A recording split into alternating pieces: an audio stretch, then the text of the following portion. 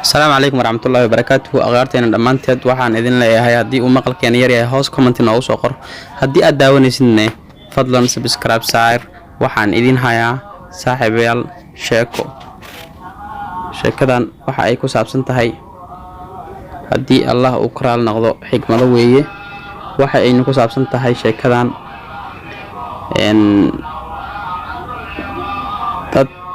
wixii wanaag ama xumaan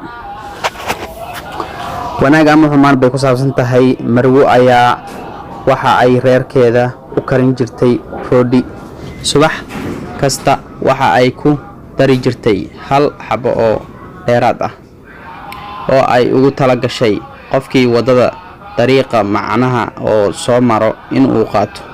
waxayna u gelin jirtay qaanad yar.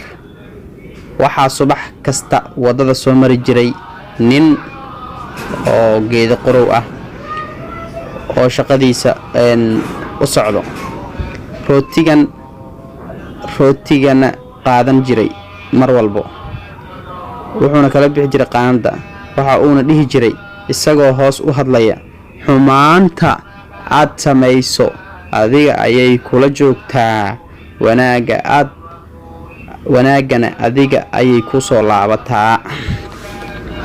maalin wuxuu hal hees u kordhigi jiray erayadaas. sida ayay maalin kasta dhici jirtay. ninkii geedo qarowga ahaa wadada ayuu soo maraa, rootigana wuu qaataa isaga oo erayada hal hees ka dhigan jiray mar walba. marwadii ayaa ka carootay hadalka ninka uu ku celcelinayo maalin kasta oo istiri xitaa mahadsanid ima uusan dhihin. wuxuu kala jeedo erayadaas.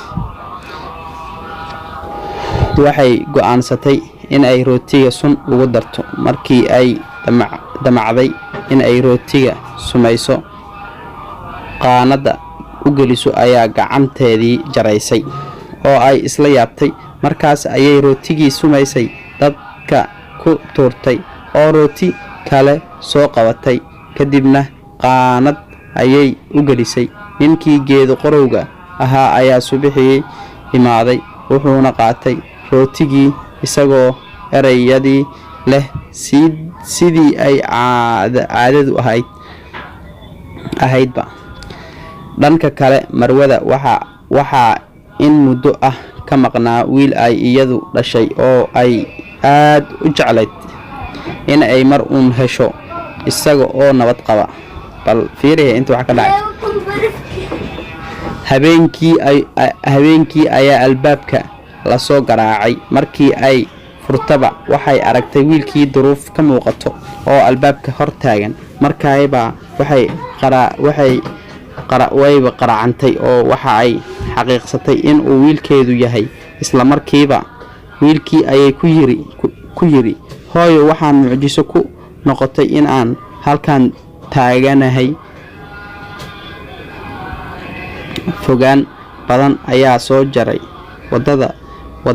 wadadana baahi ba'an ayaa igu qabatay oo waxaan ku sigtay in aan dhinto. laakiin nin geedo qorow ah ayaa hal xabad oo rooti ah isiiyay oo igu yiri maalin kasta rootiga ayaa cunaa, maanta adiga ayaa iga baahi badan ee hoo qaado. markii ayay erayadan maqashay ayaa waajigeedii isbedelay oo murugootay. waxa ay ogaatay rootigii ay maalintaas sameysay inuu wiilkeeda cuni lahaa haddii ay qaanada u gelin lahayd ninkii geedo qorowga ahaa. laakiin ma dhicin.